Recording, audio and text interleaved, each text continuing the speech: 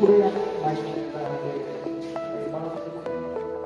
पुढचं पाऊल म्हणजे उद्योजकाकडे आज वळलेलो आहोत. तर सर्वप्रथम मी सर्वांचं अभिनंदन करते.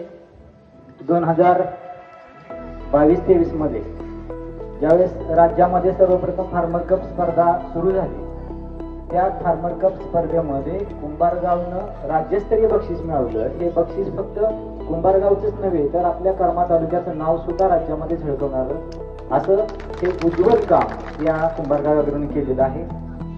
काही स्टँड आहे, ते स्टँड वापरून शेतकऱ्यांचा माल तुम्हाला मार्केटिंग करण्यासाठी जर तुम्ही या शेतकऱ्याला मदत केली तर निश्चितपणे ही अतिशय यशस्वी. आपल्याकडे पाण्याची कमतरता आहे. आता कुंभारगाव ॲग्रो प्रोड्युसर कंपनी आहे, माझं स्वतःच तिसरं गाव आहे.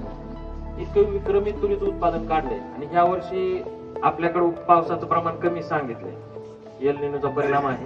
तर त्या संदर्भात लोकांनी थोडं तुरीकडे वळालं.